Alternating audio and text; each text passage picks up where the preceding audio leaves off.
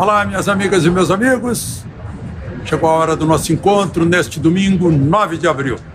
Vocês estão vendo aí a estátua de Pedro de Bragança, que domina o centro de Lisboa. Está no alto da Praça do Rossio, ou Praça Pedro IV, que é o nome dele aqui em Portugal, é o nosso Pedro I.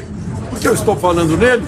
Porque hoje está fazendo 206 anos do casamento dele com a princesa Leopoldina de Áustria, da dinastia dos Habsburgo-Lorena, filha do poderoso imperador da Áustria, Francisco I. O casamento foi por procuração em Viena. Foi ela, junto com José Bonifácio, que convenceu Pedro a ficar no Brasil e depois a proclamar a independência do Brasil.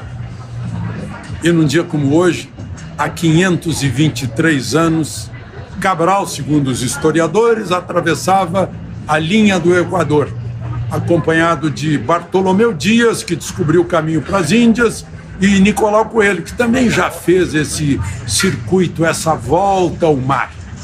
A prova de que ele conhecia e sabia o que ia fazer no Brasil é que ele já carregava os marcos portugueses em pedra liós, que ele ia chantar de Touros, Rio Grande do Norte, até o litoral de São Paulo, para marcar a posse portuguesa do Brasil.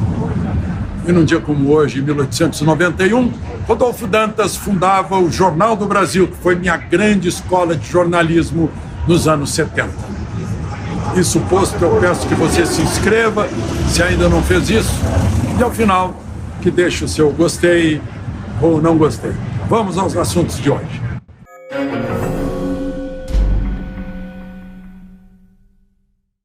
100 dias de novo governo, esse é o principal assunto de hoje. Será novo mesmo esse governo? Ou é a repetição de 2 governos Lula, mais um governo e meio de Dilma? Velhas soluções para questões novas. O mundo mudou, o mundo muda muito rapidamente. Mas a primeira coisa do governo é correr atrás de dinheiro do contribuinte para poder gastar mais. Então inventaram esse arcabouço. No ano passado sobraram, ou seja, teve superávit de 54 bilhões. Nesse ano estão falando em 230 bilhões de déficit. E aí de onde é que vão tirar o dinheiro? O ministro da Fazenda fala em tirar de nós todos, contribuintes, pagadores de impostos. Paulo Guedes não gostava do termo contribuinte, porque ninguém contribui assim, sorrindo. Todo mundo paga imposto de cara fechada, é obrigado. Então, de onde vão tirar? Nesse arcabouço, olha só, o ministro da Fazenda disse que está precisando de 180 bilhões. Vamos ver de onde é que vai sair esse dinheiro todo? Bom, estão falando no seguinte, né? Cobrar mais do povo. Conselho Administrativo de Recursos Fiscais. A pessoa vai lá para discutir um imposto que foi cobrado lá na Fazenda. Né? Quando dava empate, era a favor do contribuinte, claro. Só que agora, se der empate, vai ser a favor do fisco.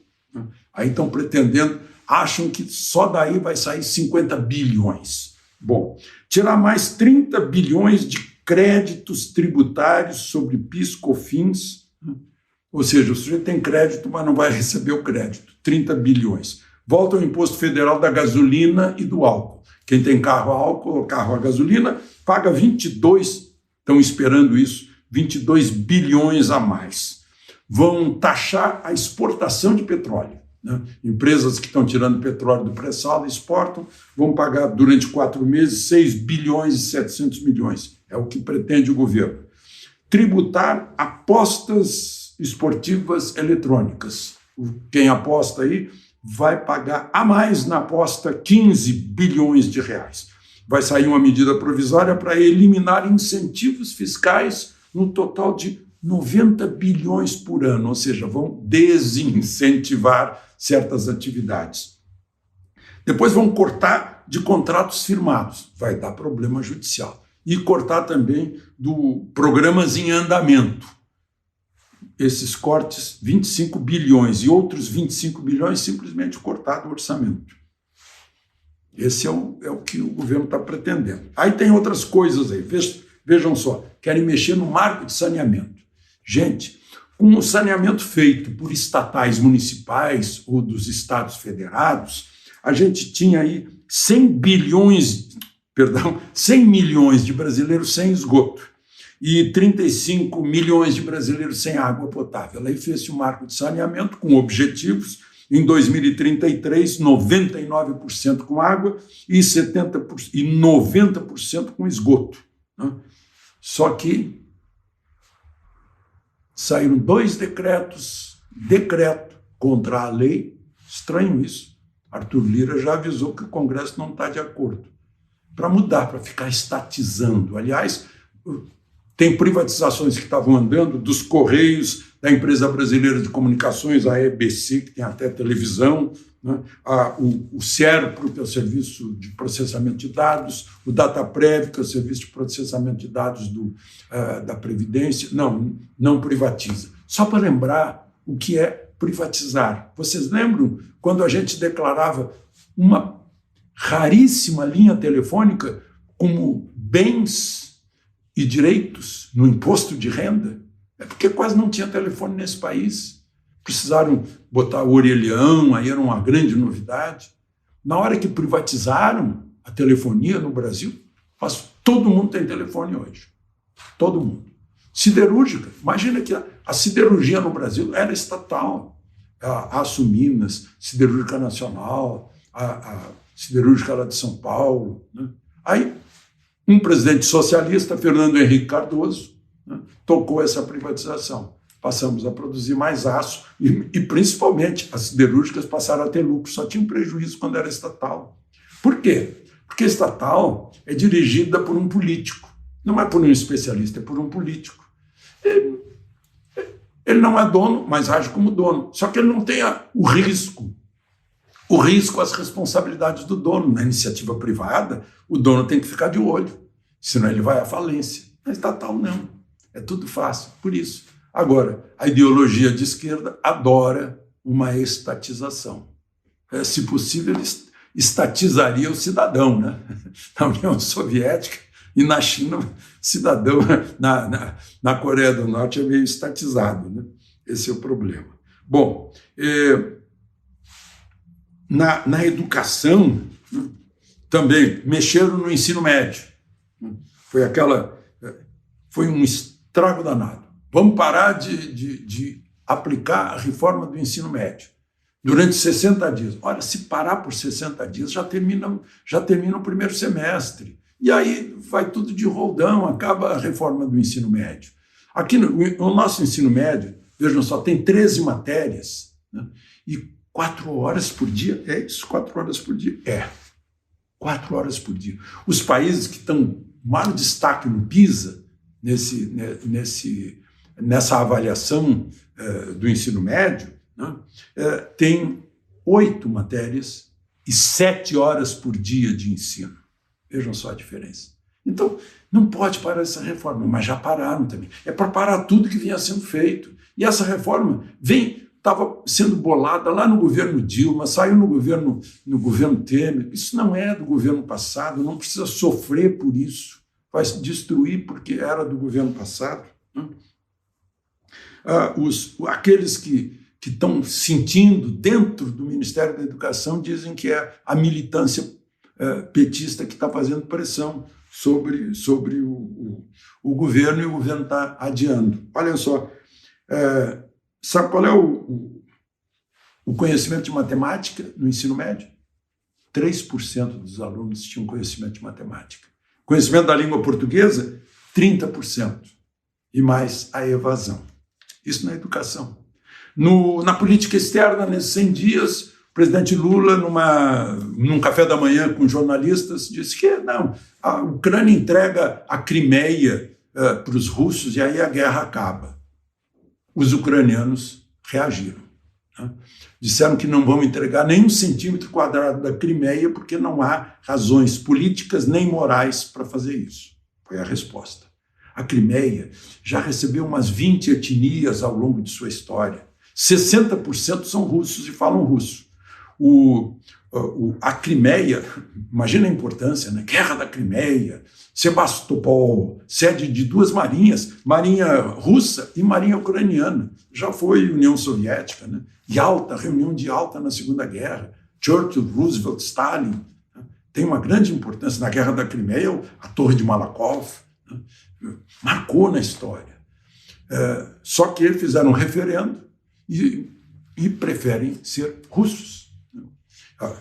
As duas esquadras do Mar Negro, russa e ucraniana, estavam baseadas em Sebastopol. Em 2014, acabou, né? Deram um golpe na Ucrânia, um golpe de Estado interno, derrubaram o então presidente, e aí os russos, né? E aí tomaram conta de todas as instalações ucranianas lá na Crimeia. E o presidente do Brasil andou dando palpite errado, palpite furado. Né?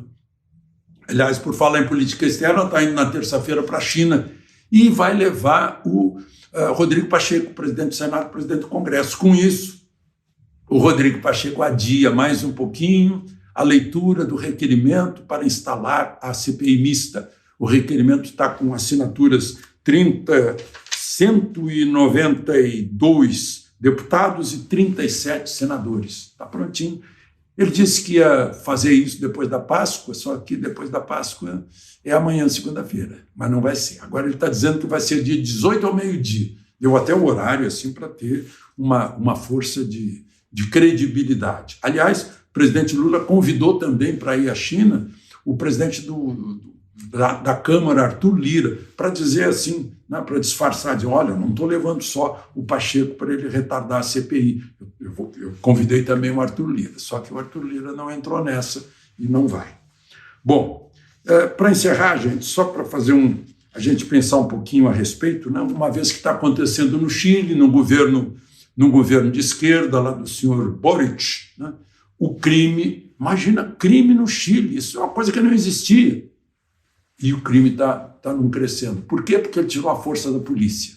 Fala mal da polícia. Ao contrário do que fez o presidente Bolsonaro aqui, dando força para a polícia, e o crime caiu e os homicídios despencaram. Lá no Chile está subindo. Qual é o problema? É o apoio de cima, da lei, da autoridade. Eu estou me referindo agora ao que aconteceu na creche de Blumenau. Tem gente aí dizendo que a culpa é da arma de fogo. Meu Deus, o sujeito usou um machado e um canivete. Né? O outro diz assim, não, a culpa é dos jogos eletrônicos. Ora, toda a minha infância, de toda a minha geração, foi filmes de mocinho, filmes policiais, tiroteio, brinquedo com revólver de brinquedo, né? Revista em quadrinho, e ninguém saiu matando por aí. Né? Outros dizem que é o ódio da diversidade, um negócio assim, essas maluquices que inventam hoje. Né? O outro fala em a culpa é da sociedade, coitado, o invasor é uma vítima. Meu Deus do céu, desse vitimismo que estimula o crime. Né? O ministro da Justiça chegou a dizer que é o ódio bolsonarista. Ele não falou em bolsonarista, mas deixou subentendido. O presidente Lula, eu já disse aqui que não entendeu, que acha que botando polícia na escola resolve. Não. O problema nosso é a estrutura legal, as leis e o que o judiciário tem que fazer em função das leis. De soltar o sujeito. O sujeito matou, mas já está na rua. O sujeito rouba e está na rua no dia seguinte. Né? Não há punição para o crime, é o país da impunidade. E isso estimula, né? Não assusta, não põe medo na mente criminosa. Né? A mente criminosa, talvez, durante milênios, a humanidade foi criando esses freios para evitar os desvios.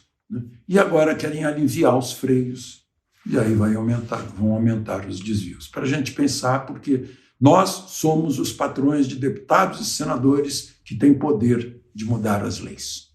De Lisboa, Alexandre Garcia.